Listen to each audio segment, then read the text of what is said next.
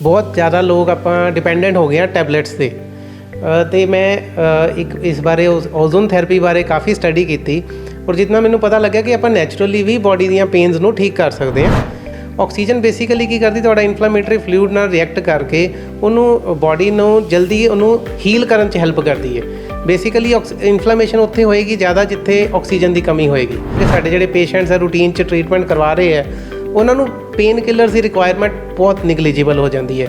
Basically ਇਹਦੇ ਵਿੱਚ ਅਸੀਂ ਕੀ ਕਰਨਾ ਹੈਗਾ ਕਿ ਤੁਹਾਡੇ ਬੋਡੀ ਦੇ ਵਿੱਚ ਓਜ਼ੋਨ ਤੇ ਆਕਸੀਜਨ ਦਾ ਮਿਕਸਚਰ ਇੰਟਰੋਡਿਊਸ ਕਰਨਾ ਹੈ। ਮੋਸਟਲੀ 0.5% to 5% ਤੱਕ ਓਜ਼ੋਨ ਹੁੰਦੀ ਹੈ, ਬਾਕੀ 95 to 99.5% ਆਕਸੀਜਨ ਹੁੰਦੀ ਹੈ। ਸਕਸ਼ਨ ਕੱਪ ਲਗਾਉਂਦੇ ਆ ਕਿ ਤੁਹਾਡੇ ਜਿੱਥੇ ਪ੍ਰੋਬਲਮ ਹੈਗੀ ਹੈ ਸਪਾਈਨ 'ਚ ਜਾਂ ਕਿਸੇ ਵੀ ਬੋਡੀ ਪਾਰਟ 'ਚ ਪ੍ਰੋਬਲਮ ਹੈ ਉਹਦੇ ਕੱਪਿੰਗ ਲਗਾਉਂਦੇ ਤੇ ਉਹਦੇ ਨਾਲ ਜਿਹੜਾ ਪ੍ਰੈਸ਼ਰ ਹੈ ਬੇਸਿਕਲੀ ਮਸਲਸ ਦਾ ਉਹ ਰਿਲੀਫ ਹੁੰਦਾ। ਇੰਡੀਅਨ ਪੋਪੂਲੇਸ਼ਨ ਦੇ ਹਿਸਾਬ ਨਾਲ ਤੇ ਉਹਨਾਂ ਦੇ ਅਕੋਰਡਿੰਗਲੀ 6 ਮਹੀਨੇ ਤੋਂ ਲੈ ਕੇ ਅੱਪਰ ਲਿਮਿਟ ਕੋਈ ਵੀ ਨਹੀਂ ਹੈਗੀ ਕਿਸੇ ਵੀ ਏਜ 'ਚ ਨੇ 90 95 99 ਅਸੀਂ ਬੇਸਿਕਲੀ ਆਪਣੀ ਕਲੀਨਿਕ ਦੇ ਵਿੱਚ ਹੀ 85 ਪਲੱਸ ਪੇਸ਼ੈਂਟਸ ਦੇ ਲਈ ਵੀ ਓਜ਼ੋਨ ਥੈਰੇਪੀ ਕੀਤੀ ਹੈ ਔਰ ਜਿਹਦਾ ਕਿ ਇਹਨਾਂ ਨੂੰ ਬੈਨੀਫਿਟ ਹੀ ਹੁੰਦਾ। ਈਵਨ ਮੈਂ ਕਹਾਂਗਾ 올ਡ ਏਜ ਵਿੱਚ ਜਾ ਕੇ ज़्यादा ਆਕਸੀਜਨ ਦੀ ਰਿਕੁਆਇਰਮੈਂਟ ਹੁੰਦੀ ਹੈ ਕਿਉਂਕਿ ਸਾਡੀ ਬੋਡੀ ਉਨੀ ਫੰਕਸ਼ਨਿੰਗ ਨਹੀਂ ਕਰ ਸਕਦੀ ਜਿਹਦੇ ਕਰਕੇ ਉਹਨਾਂ ਦੇ ਆਕਸੀਜਨ ਲੈਵਲਸ ਡਾਊਨ ਹੋਣ ਲੱਗ ਜਾਂਦੇ ਹੈ ਔਰ ਜਿਨ੍ਹਾਂ ਨੂੰ ਅਸੀਂ ਓਜ਼ੋਨ ਥੈਰੇਪੀ ਦਿੰਦੇ ਹਾਂ ਉਹਨਾਂ ਦੀ ਈਵਨ ਬੋਡੀ ਦੀ ਫੰਕਸ਼ਨਿੰਗ ਬਹੁਤ ਇੰਪਰੂਵ ਹੋ ਜਾਂਦੀ ਹੈ।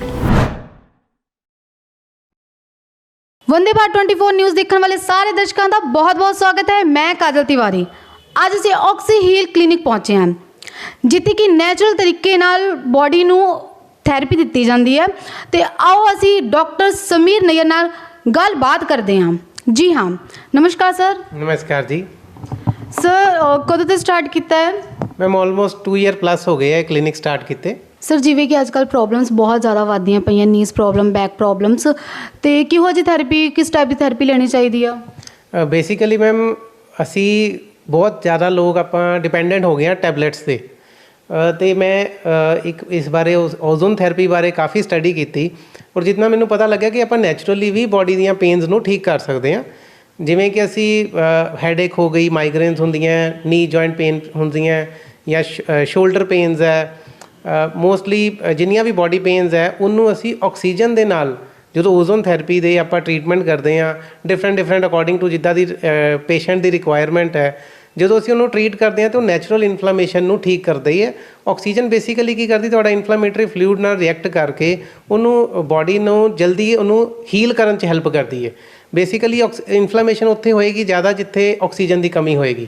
ਜੇ ਆਪਾਂ ਉਹਨੂੰ ਡਾਇਰੈਕਟਲੀ ਆਕਸੀਜਨ ਦਿੰਦੇ ਹਾਂ ਥਰੂ ਓਜ਼ੋਨ ਥੈਰੇਪੀ तो वो की होएगा उसकी इन्फ्लेमेशन बड़ी जल्दी हील होएगी, जल्दी खत्म होएगी, बॉडी की हीलिंग फास्ट होएगी और पेन तो भी रिलीफ मिलेगा। पेशेंट्स को मैं देखा कि साढ़े जो पेशेंट्स है रूटीन च ट्रीटमेंट करवा रहे हैं उन्होंने पेन किलर्स की रिक्वायरमेंट बहुत निगलीजिबल हो जाती है।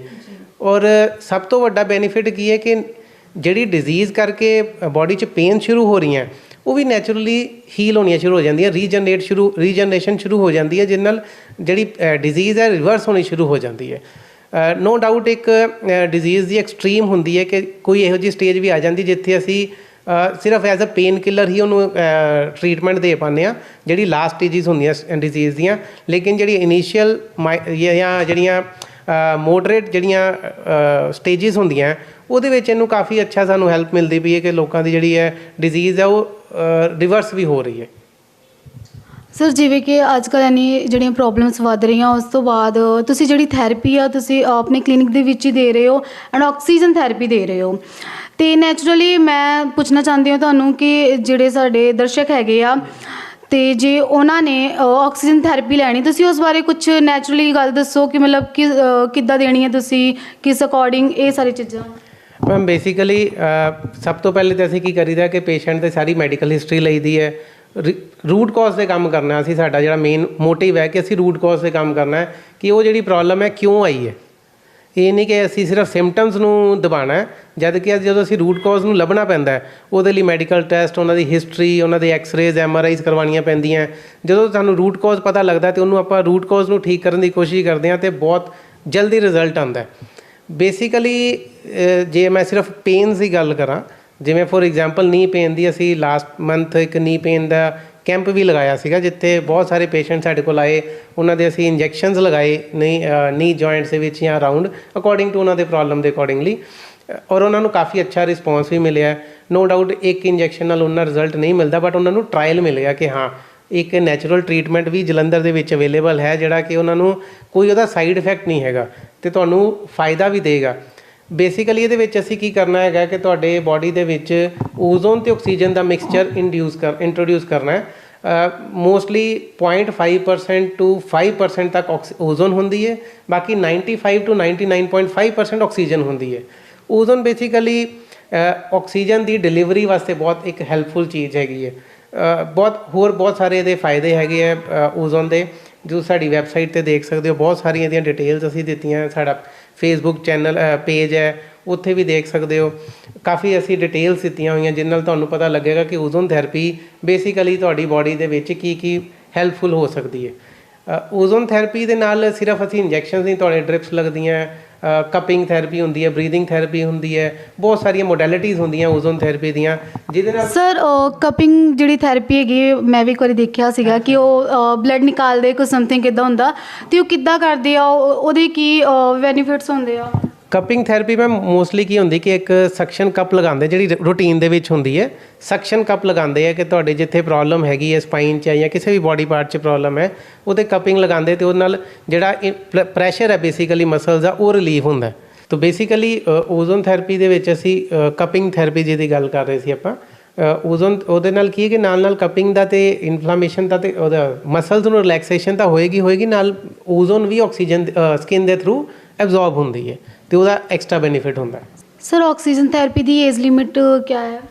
ਮੈਮ ਜਿਵੇਂ ਲਾਈਫ ਸ਼ੁਰੂ ਹੁੰਦੀ ਆਕਸੀਜਨ ਦੇ ਨਾਲ, ਹੈ ਨਾ, ਅਤੇ ਜਦੋਂ ਤੱਕ ਸਾਨੂੰ ਆਕਸੀਜਨ ਮਿਲਦੀ ਹੈ ਉਦੋਂ ਤੱਕ ਹੀ ਸਾਡੀ ਲਾਈਫ ਚੱਲਦੀ ਹੈ। ਜਦੋਂ ਸਾਡੀ ਆਕਸੀਜਨ ਦਾ ਲੈਵਲ ਜਾਂ ਸਾਨੂੰ ਆਕਸੀਜਨ ਬਾਡੀ ਨੂੰ ਮਿਲਣੀ ਬੰਦ ਹੋ ਜਾਂਦੀ ਹੈ ਅਤੇ ਉੱਥੋਂ ਅਸੀਂ ਕਹਿ ਦਿੰਦੇ ਕਿ ਬੰਦਾ ਡੈੱਡ ਹੋ ਗਿਆ। ਅਤੇ ਓਜ਼ੋਨ ਥੈਰੇਪੀ ਬੇਸਿਕਲੀ ਕਿਸੇ ਵੀ ਏਜ ਵਿੱਚ ਦੇ ਸਕਦੇ ਹਾਂ, ਬਟ ਸਾਡੇ ਜਿਵੇਂ ਇੰਡੀਅਨ ਐਸੋਸੀਏਸ਼ਨਸ ਹੁੰਦੀਆਂ, ਜਿਵੇਂ ਓਜ਼ੋਨ ਫੋਰਮ ਆਫ ਇੰਡੀਆ ਹੈ, ਨੈਸ਼ਨਲ ਇੰਸਟੀਟਿਊਟ ਆਫ ਨੈਚੁਰੋਪੈਥੀ ਹੈ, ਉਹਨਾਂ ਨੇ ਬਹੁਤ ਸਾਲ ਰਿਸਰਚ ਕੀਤੀ ਹੈ, ਬਹੁਤ ਸਮਝਿਆ ਇਸ ਚੀਜ਼ ਨੂੰ ਇੰਡੀਅਨ ਪਾਪੂਲੇਸ਼ਨ ਦੇ ਹਿਸਾਬ ਨਾਲ, ਅਤੇ ਉਹਨਾਂ ਦੇ ਅਕੋਰਡਿੰਗਲੀ 6 ਮਹੀਨੇ ਤੋਂ ਲੈ ਕੇ ਅੱਪਰ ਲਿਮਿਟ ਕੋਈ ਵੀ ਨਹੀਂ ਹੈਗੀ ਕਿਸੇ ਵੀ ਏਜ 'ਚ ਨੇ 90, 95, 99।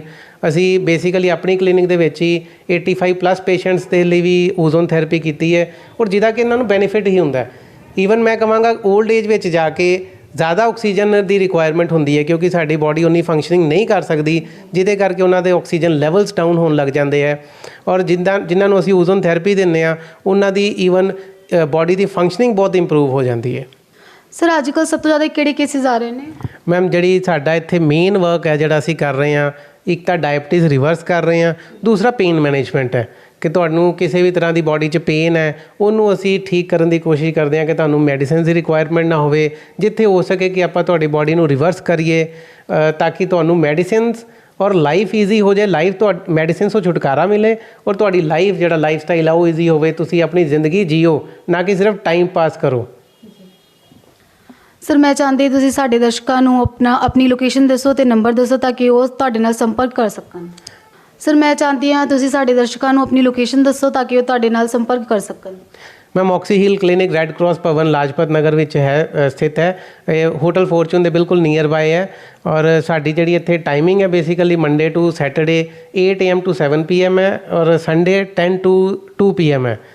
ਔਰ ਸਾਡਾ ਜਿਹੜਾ ਫ਼ੋਨ ਨੰਬਰ ਹੈ ਤੁਸੀਂ ਕੰਟੈਕਟ ਕਰ ਸਕਦੇ ਹੋ 8070707109।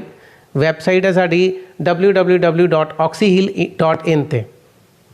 ਤੁਸੀਂ ਡਾਕਟਰ ਸਮੀਰ ਨਈਅਰ ਜੀ ਨੂੰ ਸੁਣ ਰਹੇ ਸੀਗੇ, ਜਿਹੜੇ ਕਿ ਆਕਸੀਜਨ ਥੈਰੇਪੀ ਦਿੰਦੇ ਨੇ। ਜਿੰਨੀ ਵੀ ਤੁਹਾਡੀ ਬਾਡੀ ਪ੍ਰੋਬਲਮਸ ਹੈਗੀਆਂ ਤੁਸੀਂ ਸਰ ਨਾਲ ਕੰਟੈਕਟ ਕਰੋ, ਆਪਣੀ ਪ੍ਰੋਬਲਮਸ ਨੂੰ ਖਤਮ ਕਰੋ ਅਤੇ ਮੈਨੂੰ ਦਿਓ ਇਜਾਜ਼ਤ। ਧੰਨਵਾਦ।